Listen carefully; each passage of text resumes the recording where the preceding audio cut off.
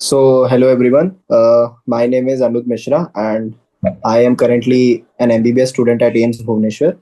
My rank in NEET 2022 was AIR 87. तो चलिए आज हम देखते हैं चैप्टर एवोल्यूशन। ये आपका बायोलॉजी का चैप्टर है, क्लास 12th का। ओके, इसमें हम बेसिकली कुछ चीज़ें देखेंगे। ओरिजिन ऑफ लाइफ कैसे हुआ, ठीक है। उसके बाद थ्योरीज देखेंगे कि लाइफ फॉर्म्स कैसे, origin of life, evolution of life के थ्योरीज देखेंगे। फिर हम लोग देखेंगे एविडेंसेस ऑफ इवोल्यूशन कि किस तरह से हम बता सकते हैं कि एवोल्यूशन इस दुनिया में हुआ है। फिर कुछ कुछ कॉन्सेप्ट जैसे adaptive radiation, mechanism of evolution, ठीक है। फिर हार्डी विनबर्ग लॉ। उसके बाद हम पूरा ब्रीफ अकाउंट देखेंगे स्टार्टिंग से अभी तक क्या एवोल्यूशन है, और लास्ट में हम मैन का एवोल्यूशन देखेंगे। फिर हम क्वेश्चन सॉल्व करेंगे। ओके, चलिए शुरू करते हैं। चलो, तो ओरिजिन ऑफ लाइफ। तो लाइफ बेसिकली जो भी हमारा यूनिवर्स है वो शुरू हुआ 13 बिलियन ईयर्स अगो। हाँ, एक एक्सप्लोजन हुआ, उसको कहते हैं big bang. Okay, almost 20 billion years ago big bang, एक एक्सप्लोजन हुआ था। हाँ, उधर से हमारा यूनिवर्स शुरू हुआ था। ह्यूज क्लस्टर्स ऑफ गैलेक्सी, हमारे गैलेक्सी वगैरह। Big bang theory attempts to explain the origin of universe, ठीक है। Singular huge explosion, unimaginable in physical terms. Universe expand होते होते अभी तक टेम्परेचर कम हुआ और हाइड्रोजन हीलियम वगैरह बनने लग गए, सब बनने लग गया। हमारा earth 4.5 billion years back develop हुआ। Okay, there was no atmosphere on early earth. जो अर्ली अर्थ था उसमें क्या क्या था, देखो। अर्ली अर्थ, ये UV rays, ammonia, water vapour, methane, carbon dioxide, ये सब अर्थ के सरफेस से रिलीज हुए। यूवी रेज ने हाइड्रोजन और ऑक्सीजन को, वाटर को तोड़ दिया। ऑक्सीजन अमोनिया के साथ वाटर बनाया, मीथेन बनाया, CO2, लास्ट में ओजोन लेयर बना, ठीक है। वाटर वेपर जो था वो रेन की तरह गिरा and depressions to form oceans. उसके बाद लाइफ कब अपीयर हुआ आपका? Life life appeared 500 million years after the formation of earth, almost 4 billion years back. ये डेट आपको याद रखनी है। लाइफ कब अपीयर हुआ? 4 बिलियन ईयर्स बैक, 4 बिलियन साल पुराना है। First life appeared 4 billion years ago. फिर थोड़ा सा हम लोग थ्योरीज देखते हैं, ठीक है। एवोल्यूशन का कौन कौन क्या सोचते थे? Early Greek thinkers spore theory use करते थे कि स्पोर्स हर जगह ट्रांसफर हुए थे, इंक्लूडिंग अर्थ, पैनस्पर्मिया थ्योरी, ठीक है। और ये माना जाता था कि life came out of decaying and rotting matter, but spontaneous generation की थ्योरी थी। But Louis Pasteur demonstrated that life comes only from pre existing life, ठीक है। तो spontaneous theory is wrong. Okay, life only comes from pre existing life. Life ऐसे ही आप किसी भी मिट्टी विट्टी रख देंगे, उसमें से लाइफ ओरिजिनेट नहीं होगा। कैसे शो किया उन्होंने? उन्होंने प्री स्टेरिलाइज फ्लास्क थे, देखो। उन्होंने एक स्टास फ्लास्क लिया, ये फ्लास्क है, ठीक है, स्वान नेक फ्लास्क। इसके अंदर उन्होंने पानी भर दिया, एक फ्लास्क को उन्होंने सील कर दिया। ओके, दूसरा जो स्वान नेक फ्लास्क है उसको उन्होंने तोड़ दिया और वो ओपन टू एटमॉस्फेयर था, ठीक है। तो इसमें लाइफ आया, इसमें लाइफ नहीं आया, ठीक है। तो उन्होंने ये शो किया कि प्री एग्जिस्टिंग लाइफ से ही लाइफ आ सकता है, स्पॉन्टेनियसली जनरेट नहीं होता। ओके, हाउएवर पहला लाइफ कैसे आया अर्थ में ये सब एक्सप्लेन नहीं किया। तो उसको किसने एक्सप्लेन किया? Oparin of Russia, Haldane of England. Came from pre existing non living organic molecules like RNA and protein. तो RNA प्रोटीन थोड़ा थोड़ा जो बना, उनसे धीरे धीरे न्यूक्लियस और लाइफ टाइप का कुछ कुछ बनने लग गया, ठीक है। सो formation of a diverse organic molecule from inorganic constituent. तो सबसे पहले आया आपका एलिमेंट, फिर इनऑर्गेनिक, फिर ऑर्गेनिक, फिर लाइफ, ठीक है। तो उस टाइम पे कंडीशन अर्थ पे कैसे थे? High temperature, volcanic storms, reducing atmosphere, CH4NH3। तो सेम ऐसा ही एटमॉस्फेयर पैदा करके, इधर तक आपका first point open in Haldane. S L Miller ऐसा ही एटमॉस्फेयर प्रोड्यूस करके, ठीक है, उन्होंने अपने क्लोज फ्लास्क में CH4H2NH3 वाटर वेपर लेके हाई टेम्परेचर पे हीट किया, तो उनको क्या मिला? You observe the formation of you observe the formation of amino acids in the flask. देखो, ये उनका फ्लास्क है। ये फ्लास्क में उन्होंने क्या भरा? CH4NH3H2O और हाइड्रोजन गैस, जो कि उस समय अर्थ पे मिलता था। उसको उन्होंने स्पार्क डिस्चार्ज देके, इलेक्ट्रोड्स देके टेम्परेचर बढ़ाया, ठीक है। और उन्होंने देखा कि जो वाटर है उसमें ऑर्गेनिक कंपाउंड्स आने लग गए, ठीक है।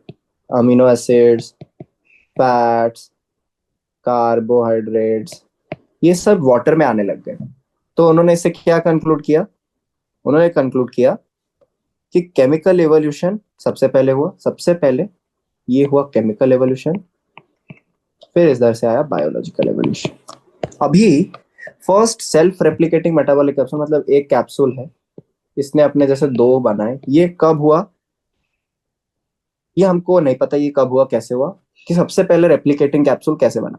पर हमको क्या पता है? First non cellular form of life 3 billion years, याद रखना, ठीक है। और वो क्या थे? जाइंट मॉलिक्यूल्स के कैप्सूल थे, ठीक है। Cellular form of life 2 billion years back, okay, they were single cells and prokaryotes, ठीक है।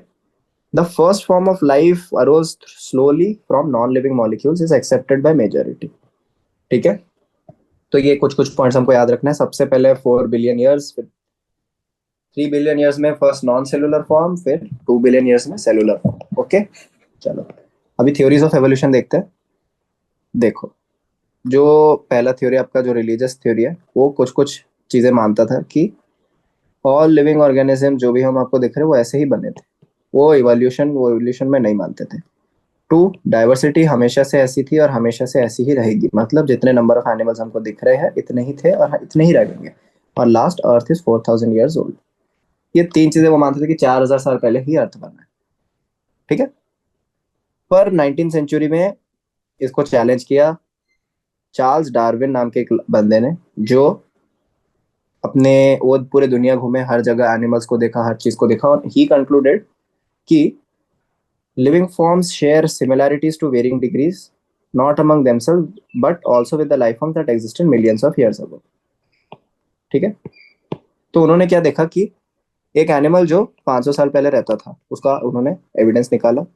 उसके पास जो लाइफ फॉर्म थे, वो टुडे, आज जो एनिमल उनको दिख रहा है उससे बहुत सिमिलर है। मतलब क्या? कि सब एनिमल्स एक कॉमन एंसेस्टर से आए हैं, ठीक है। There has been gradual evolution of life form, ठीक है। Those characteristics with enable the better survival would outbreed the others that are less endowed, ठीक है। फिटनेस इंट्रोड्यूस किया इन्होंने। देखो, इन्होंने इंट्रोड्यूस किया फिटनेस। फिटनेस का मतलब क्या है? कि जैसे एक एनिमल है जो कि आपका एनवायरनमेंट पहले था कि एनिमल एक्स, सपोज एक एनिमल एक्स है, उसकी स्पीशीज एक जगह पे अच्छे से रह रही थी। एक दिन उस जगह पे कुछ ऐसा हुआ, जैसे कि वोल्केनो फट गया, कुछ हो गया, उस जगह का एनवायरनमेंट चेंज हो गया। अभी एक्स के अंदर any population has built in characteristic, okay.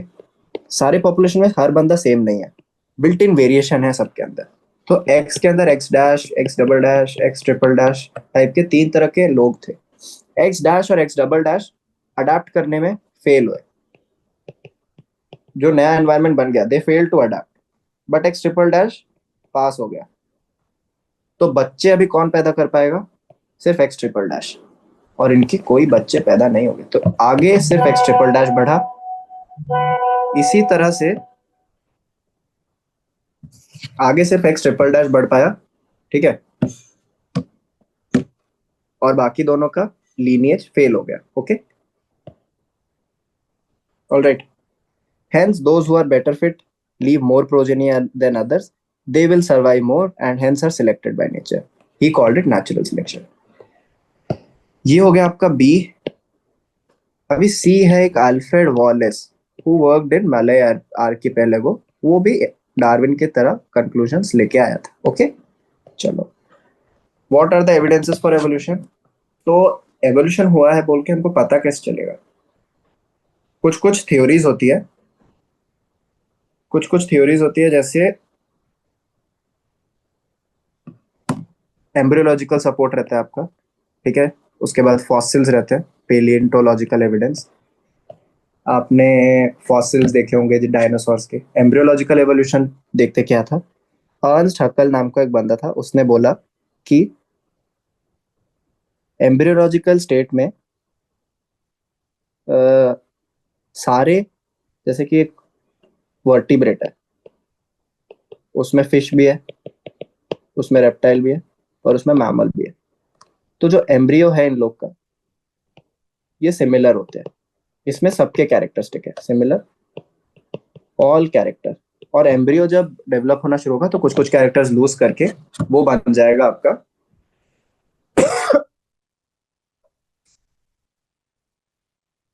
कुछ कुछ कैरेक्टर्स लूज करके वो आपका फाइनल ऑर्गेनिज्म बन जाएगा। पर Karl Karl Ernst von Baer, ठीक है, इसने अर्न्स्ट हक्कल का डिसअप्रूव कर दिया।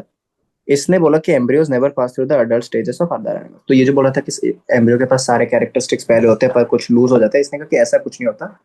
एम्ब्रियो के पास कुछ कुछ कैरेक्टर्स रहता है, कॉमन कैरेक्टर्स, पर it never passes through the adult stage of other animals. Okay, चलो। उसके बाद कंपैरेटिव एनालॉजी, होमोलोगस और एनालॉगस ऑर्गन की बात करते हैं। तो अभी होमोलोगस ऑर्गन क्या है और एनालॉगस ऑर्गन क्या है, इनमें डिफरेंस क्या है? होमोलोगस ऑर्गन जैसे कि एक कॉमन एंसेस्टर है, इसके पास चार हाथ हुआ करते थे, ठीक है। होमोलोगस ऑर्गन मतलब अभी जो अब उसके बच्चे हुए, जो तीन अलग अलग तरह के एनिमल उससे इवॉल्व हुए, एक के पास चार लंबे हाथ, दो छोटे हाथ हैं। दूसरे वाले के पास सारे छोटे हाथ हैं। तीसरे वाले के पास तीन छोटे हाथ और एक लंबा हाथ है। तो ये छोटे हाथ और ये लंबे हाथ, ये सब एक कॉमन एंसेस्टर से आए हुए हैं, जो कि येलो कलर से मैंने हाईलाइट किया। तो कॉमन एंसेस्टर से निकलने वाले variation organs, these are homologous in nature. ये होमोलॉगस ऑर्गन्स, मतलब divergent evolution from a single common ancestry. Okay, examples: radius, ulna, humerus, carpals and phalanges of the animals like whales, bat, cheetah. इनके ये सारे homologous organs हैं, ठीक है। Other examples are vertebrate hearts or brains. In plants, bougainvillea, cucurbita represent homology, ठीक है। Thorn and tendrils, तो 1 2 3, ठीक है। अभी एनालॉजी, एनालॉजी कैसे आप करेंगे? आपके पास दो अलग अलग ऑर्गेनिज्म है, दोनों अलग अलग ऑर्गेनिज्म एक ऐसे एनवायरनमेंट में है जहां पे उनको विंग्स की जरूरत पड़ी। तो उन्होंने क्या किया, विंग्स उगा लिए। इसने अपने पैर से विंग्स उगाए, पर इसने अपने हाथ से विंग्स उगाए। पर विंग्स तो भाई दोनों के पास है, भले ही दूसरे ओरिजिन से हो, एक पैर का ओरिजिन है, एक हाथ का ओरिजिन है, different origin but common structure and function. Different origin but common structure and function, इसको हम कहते हैं analogous organs. These are convergent evolution. दिख रहा है आपको? देखो, ये कन्वर्ज हो रहा है, जबकि होमोलॉगस में ये डाइवर्ज। तो डाइवर्जेंट होमोलॉगस, कन्वर्जेंट एनालॉगस। इसके एग्जांपल्स देखते हैं भाई। एनालॉगस ऑर्गन्स के example, wings of butterfly and birds, ठीक है। उसके बाद आई ऑफ ऑक्टोपस एंड मैमल्स, दोनों आई है पर दोनों अलग अलग स्ट्रक्चर से डिराइव हुए। Flippers of penguins and dolphins, ठीक है। We can say that similar habitat that has resulted in selection of similar adaptive features towards the same function. Sweet potato and potato, एक रूट है एक stem, ठीक है। चलो, फिर biochemical similarities also indicate shared ancestry. मतलब organisms में आपने देखा होगा कि आपके एंजाइम्स जैसे कि हेक्सोकाइनेज, ग्लूकोलिसिस के, ग्लाइकोलिसिस के एंजाइम्स आपके लोअर एनिमल्स में भी दिखते हैं, हायर एनिमल्स में भी दिखते हैं, प्लांट्स में भी दिखते हैं। तो ये सब क्या सजेस्ट करें कि ये सब एक कॉमन एंसेस्टर को बिलोंग करते हैं। पर वहीं पे कुछ एंजाइम सिर्फ ह्यूमंस में होते हैं, या फिर कुछ एंजाइम सिर्फ मैमल्स में दिखते हैं। ये सजेस्ट करते हैं कि ये ग्रुप का एक कॉमन एंसेस्टर था, मैमल्स का एक कॉमन एंसेस्टर था। ठीक है। अभी देखते हैं, man has bread selected plants for agriculture, horticulture etcetera. Man has domesticated, ये है आपका आर्टिफिशियल सिलेक्शन। मतलब अगर मैन कुत्तों को, वुल्फ से कुत्तों को बना सकता है, तो नेचर ये क्यों नहीं कर सकता? मतलब नेचर में वाइल्ड वुल्फ्स थे, उनको मैन ने डोमेस्टिकेट करके उनसे डॉग की ब्रीड्स बनाना शुरू कर दिया। धीरे धीरे अलग अलग डॉग्स को सिलेक्ट करके कि भाई ये वाला डॉग लंबा दिख रहा है, इसको मैं, इसके ज्यादा बच्चे होने चाहिए, तो वो लंबा डॉग के बच्चे होने लग गए। ये वाला छोटा दिख रहा है, सुंदर दिख रहा है, इसके बच्चे होने चाहिए, अलग ब्रीड बन गई धीरे धीरे। ऐसे अगर मैन, हम लोग कर सकते हैं हजारों सालों में, तो नेचर भी कर ही सकता है। इसीलिए हम कहते हैं कि एक और इंटरेस्टिंग ऑब्जर्वेशन हमको मिला इंग्लैंड में। ठीक है, मॉथ। ठीक है, पहले इंडस्ट्रियलाइजेशन से पहले क्या होता था? आपके जो पेड़ होते थे ना, उसके ऊपर लाइकेन रहता था। ठीक है, पेड़ के ऊपर क्या रहता था आपका? लाइकेन। पहले इंडस्ट्रियलाइजेशन से पहले पेड़ पे लाइकेन रहते थे। इंडस्ट्रियलाइजेशन के बाद लाइकेन गायब हो गए, तो सिर्फ काला काला पेड़ का स्टेम रह गया, ट्री एक्सपोज्ड। अभी आपका बटरफ्लाई, दो तरह के बटरफ्लाई है, एक आपका लाइट कलर, एक आपका डार्क कलर। अभी लाइट कलर बटरफ्लाई इसमें बैठा तो दिखेगा नहीं, पर यहीं पे अगर अगर आपका डार्क कलर वाला बटरफ्लाई बैठा, तो रेड वाला देखो कितना तेज दिख रहा है, व्हाइट वाला बच जाता था, रेड वाले को देख के खा लेते थे। अभी आपका जब लाइकेंस गायब हो गए इंडस्ट्रियलाइजेशन के बाद, अभी डार्क वाले को देखो और अपना लाइट वाले को, कौन दिख रहा है? व्हाइट वाला ज्यादा अच्छे से दिख रहा है। अब खाएगी किसको? व्हाइट वाले को। तो व्हाइट वाला डेड, और यहाँ पे रेड वाला डेड। तो इंडस्ट्रियलाइजेशन से पहले देखते थे कि भाई डार्क विंग के मौत गायब हुए जा रहे, और व्हाइट विंग के मौत बहुत है। पर इंडस्ट्रियलाइजेशन के बाद पता चला कि अभी ज्यादा एडवांटेज आपके डार्क विंग वाले मौत को हो गया, क्योंकि ट्री का सरफेस डार्क है। तो डार्क विंग वाले मौत बचने लग गए जिंदा, और लाइट विंग वाले मौत उनको खा लेते थे। ठीक है, चलो। रिमेंबर वन थिंग कि no variant is completely wiped out. मतलब ऐसा नहीं होता था कि सब कोई एक पूरा ही गायब हो गया, कोई काम ज्यादा ऐसा ऐसा रहता था। ठीक है, चलो। Excess use of herbicides, pesticide resulted in selection of resistant varieties. ये एक और एग्जांपल है। ह्यूमन, ये थर्ड एग्जांपल है, ये सेकंड एग्जांपल है। ऊपर हमने फर्स्ट एग्जांपल देखा था, कैबेज वगैरह, प्लांट्स। हाँ, तो these are examples of evolution by anthropogenic action. मतलब ह्यूमन ने क्या क्या एवोल्यूशन करा है। ठीक है, अभी एक इंपॉर्टेंट है, evolution is not directed process in the sense of determinism. It is a stochastic process based on chance events in nature and chance mutation in organism. मतलब evolution ऐसा नहीं है कि किसी एक को सपोर्ट करे। It is not directed, determinism नहीं है। It is not a directed process जिसमें कि आप पहले से डिटरमिन करके रखे हो कि भाई अभी तो ये ही जीतेगा, ये ही आगे बढ़ेगा। नहीं, it is a by chance mechanism, जिसमें हल्का सा अगर एनवायरमेंट में चेंज हो गया, हल्का सा म्यूटेशन हो गया किसी ऑर्गेनिज्म में, तो वो जिंदा बचने के लिए ज्यादा लायक रहता है। ठीक है, तो ये एवोल्यूशन की कहानी थी। चलो देखते हैं अडेप्टिव रेडिएशन क्या है। Adaptive radiation during his journey to Galapagos. देखो, डार्विन अपनी जर्नी में बहुत जगह गया। ठीक है, उसने देखा गैलापागोस में कि एक छोटे से फिंच की वैरायटी, ठीक है, पूरे फिंच, मतलब वो बर्ड पूरा सेम है, बस उसके बीक अलग अलग है। एक का बीक बड़ा है, एक का बीक छोटा है, एक का बीक लंबा है, एक का बीक बड़ा है। ठीक है, तो उसने बोला कि एक कॉमन एंसेस्टर था, उससे ये सारे डेवलप हुए हैं डिफरेंट डिफरेंट उसके लिए, मतलब होमोलॉगस। ठीक है, तो इनका जो बीक है वो होमोलॉगस स्ट्रक्चर है। तो अडेप्टिव रेडिएशन को कैसे डिफाइन किया उसने? उसने बोला process of evolution of different species in a given geographical area starting from a point and literally radiating to other areas is called adaptive radiation.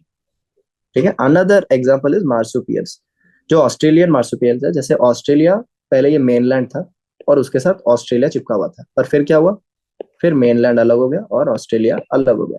तो ऑस्ट्रेलिया में मार्सुपियल नाम के ऑर्गेनिज्म डेवलप हुए, और मेनलैंड में प्लेसेंटल ऑर्गेनिज्म डेवलप हुए। Okay, तो अभी मार्सुपियल रेडिएशन किसको कहते हैं? कि एक मार्सुपियल ऑर्गेनिज्म फर्स्ट आया था, उससे बहुत सारे मार्सुपियल ऑर्गेनिजम्स बनने लग गए. This is also example of homologous, कि भाई एक कॉमन एंसेस्टर था, उससे मार्सुपियल वुल्फ बना, कैट बना, टाइगर कैट, मार्सुपियल रैट वगैरह वगैरह, बहुत सारे मार्सुपियल ऑर्गेनिज्म जिनके पास प्लेसेंटा नहीं है. पर अगर more than one adaptive radiation हो जाए, जैसे कि प्लेसेंटल एनिमल्स और मार्सुपियल एनिमल्स के अलग अलग एंसेस्टर थे, इसका एंसेस्टर अलग था, इसका एंसेस्टर अलग था, दो दो अडेप्टिव रेडिएशन अगर हो जाए और उन दोनों को अगर आप आपस में कंपेयर करना चालू कर दो, तो आपको क्या दिखाई देगा? आपको दिखाई देगा कि होमोलॉजी नहीं, एनालॉजी हो रहा है. इन दोनों का एंसेस्टर अलग है, मोल और मार्सुपियल मोल का, बट दिखने में दोनों सेम है. एंटीटर और नुम्बैट, मार्सुपियल एंटीटर, इनका भी ancestor is different but their characteristics are same. So if more than one adaptive radiation appears to have occurred in a isolated geographical area, one can call this convergent evolution, which is example of analogy, analogous. ठीक है. Placental mammals exhibit adaptive radiation evolving into varieties of such placental mammals of each which appear similar to a corresponding marsupial. तो एक placental उसके marsupial के similarly दिख रहा है. Okay, चलो आपका एडेप्टिव रेडिएशन खत्म हो गया. बायोलॉजिकल एवोल्यूशन में आते हैं. डार्विन की कुछ थ्योरी थी. डार्विन का जो फिटनेस मैंने आपको बताया, fitness is based on characteristics which are inherited.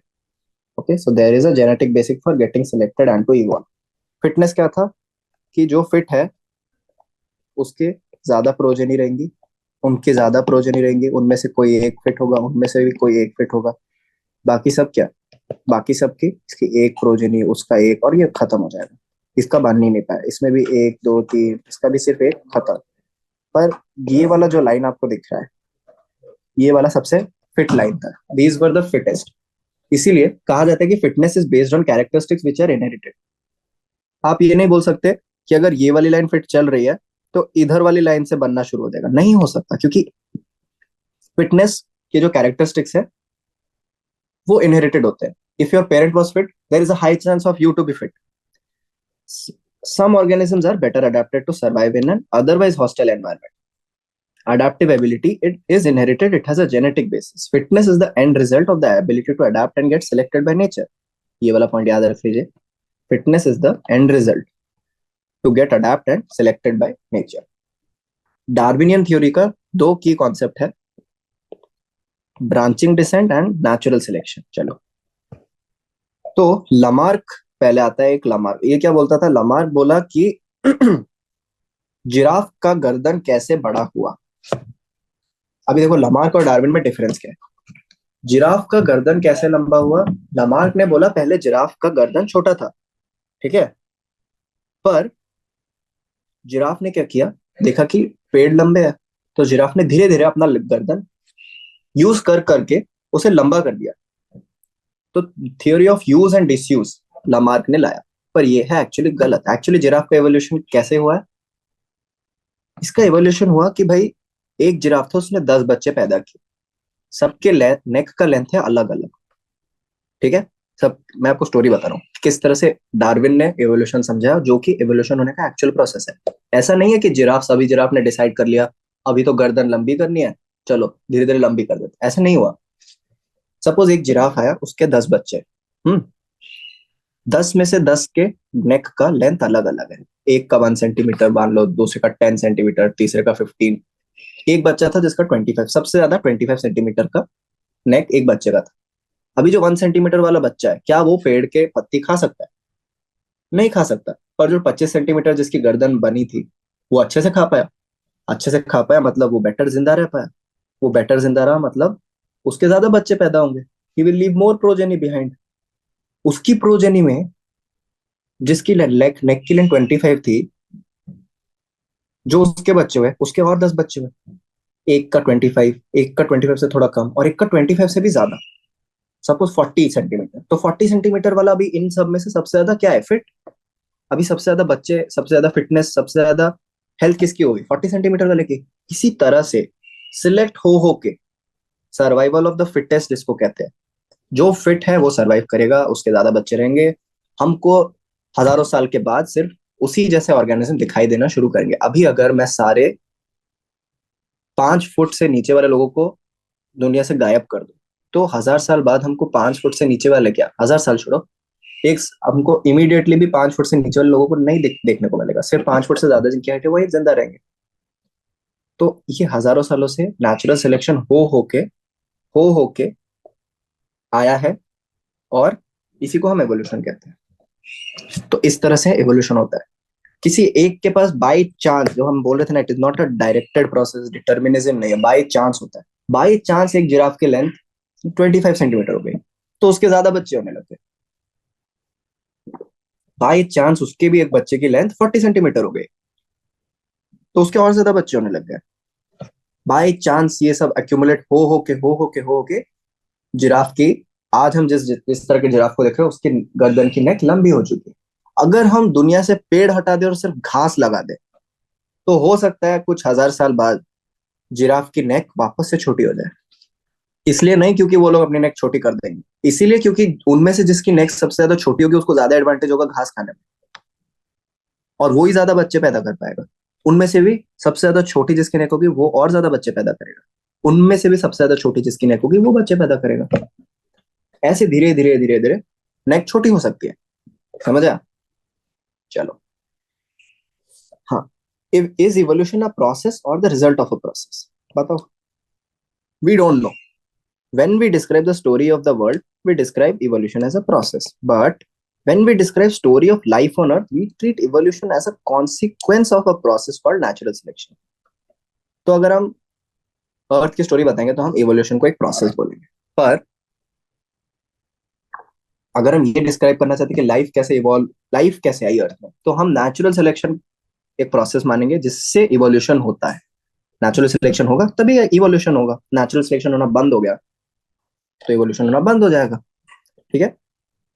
We are still not very clear to regard evolution and natural selection as processes or end result of an unknown process.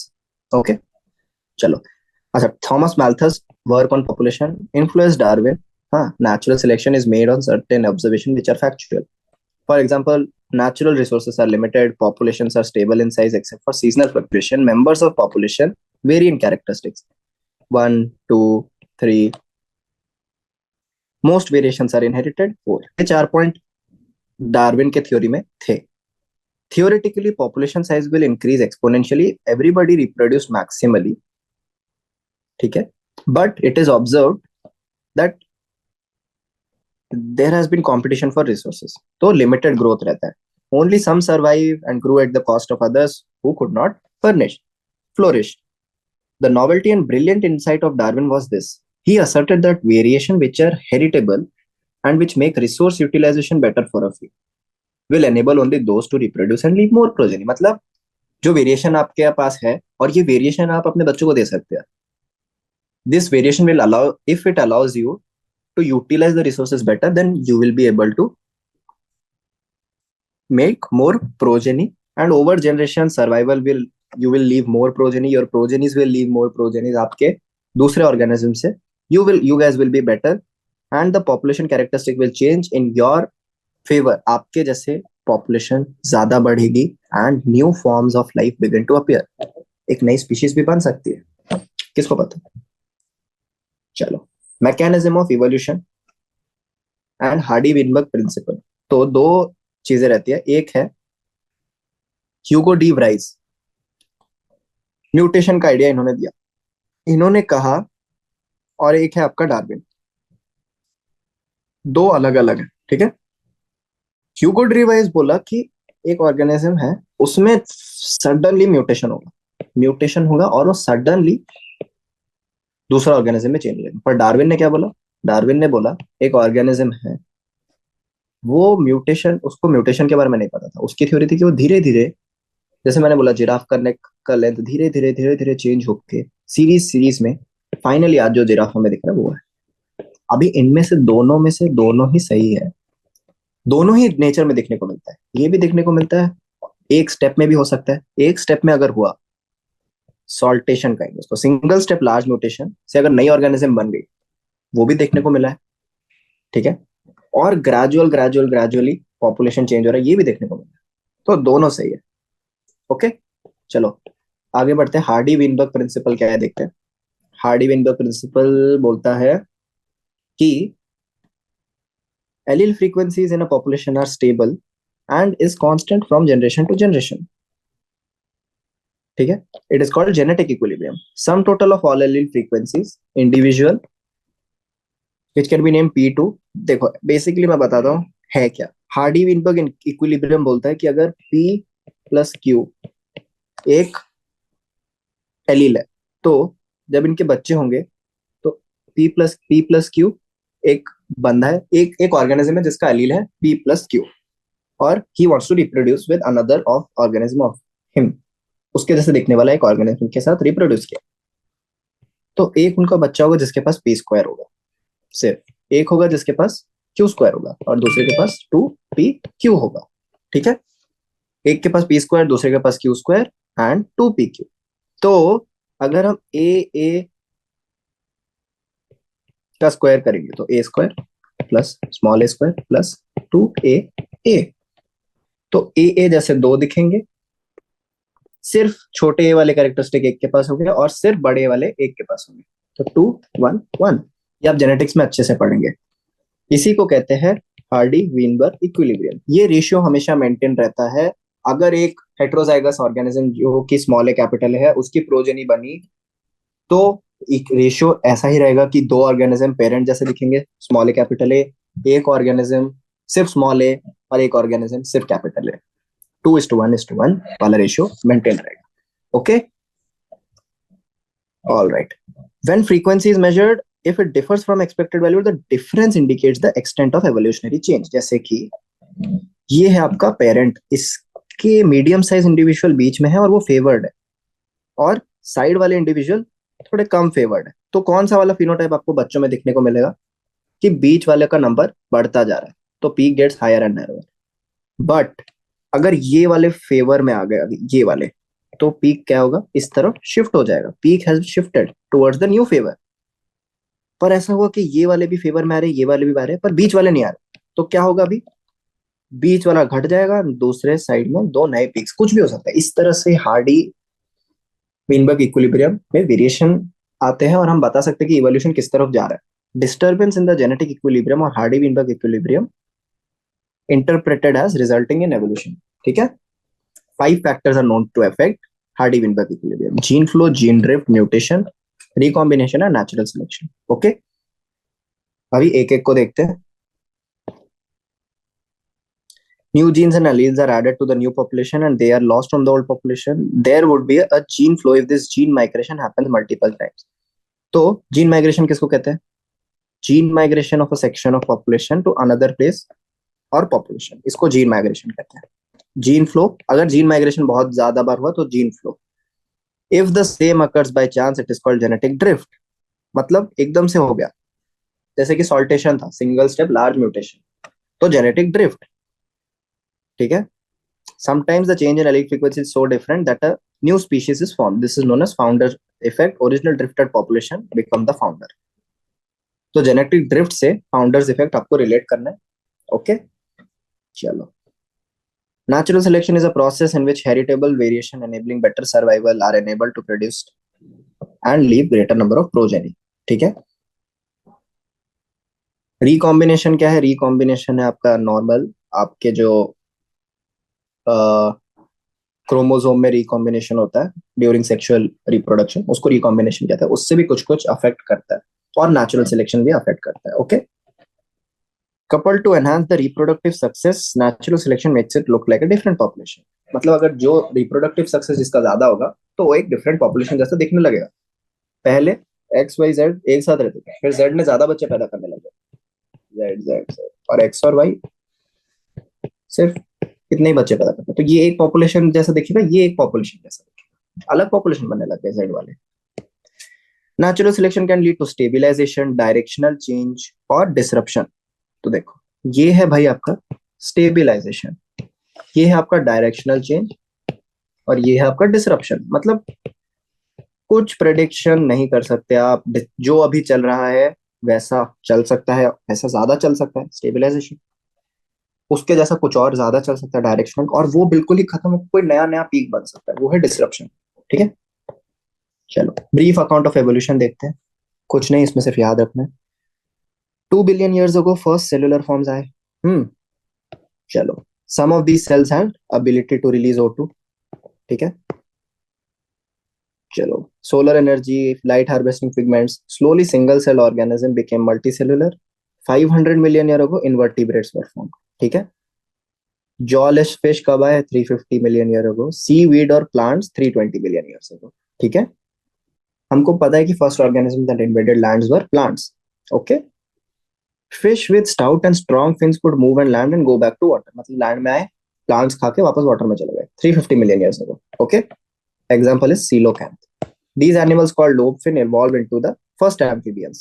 However, they were ancestor of modern day frogs and salamanders. Amphibians evolved into reptiles.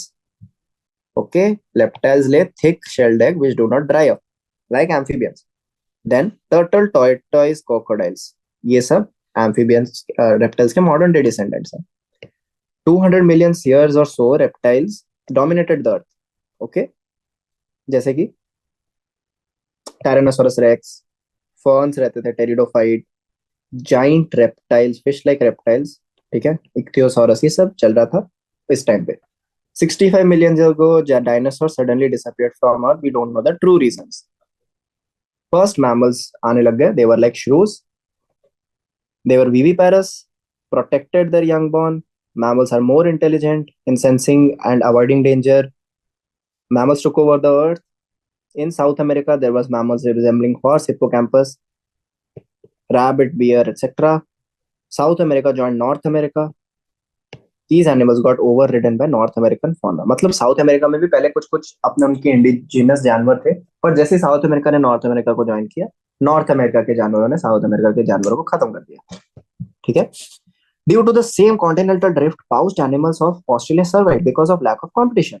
पर Australia हो गया mainland से अलग, और वहां पे जो animals थे उनका कोई कॉम्पिटिटर नहीं था, तो वो लोग सर्वाइव कर गए.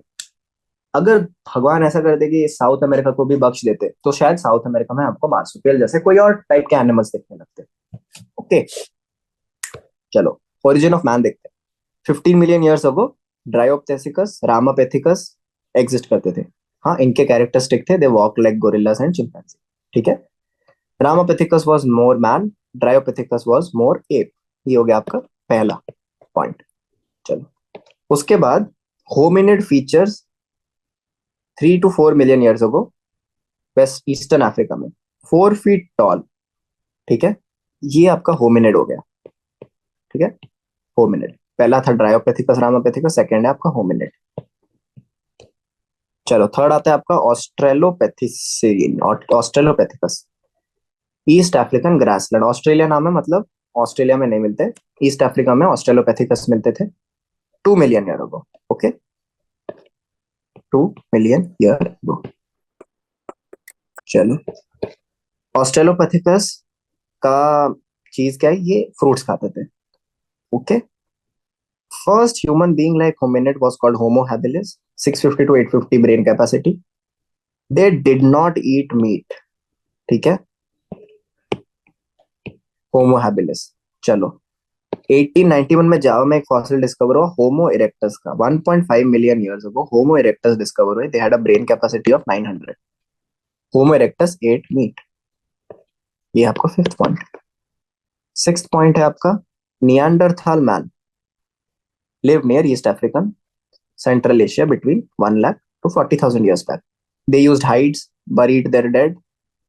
ये है आपका नियांडरथाल मैन. फिर आया आपका मॉडर्न मैन, होमो सेपियंस.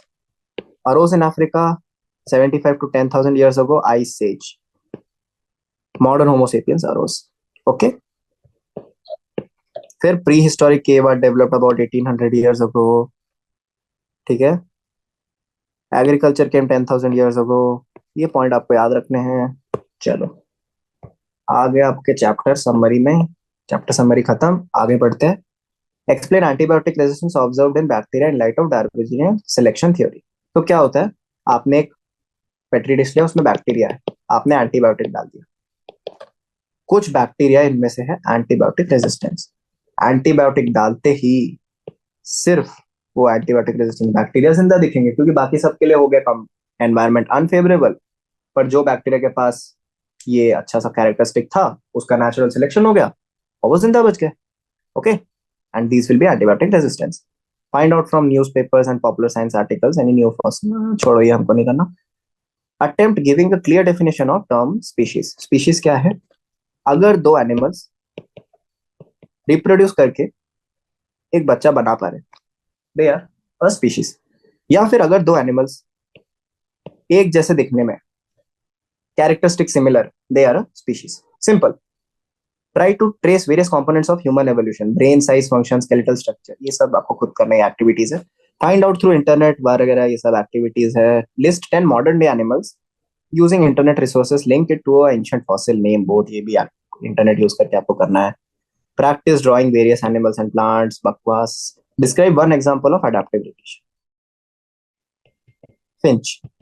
कि भाई एक बर्ड थी, उसमें डिफरेंट बीक आने लग गए और बहुत सारे बर्ड्स में वो लोग डिस्ट्रीब्यूट हो गए. Can we call human radiation as adaptive radiation? Yes, in a way we can. Races, human races जो है, they are form of adaptive radiation only. Caucasians, Asians, Africans.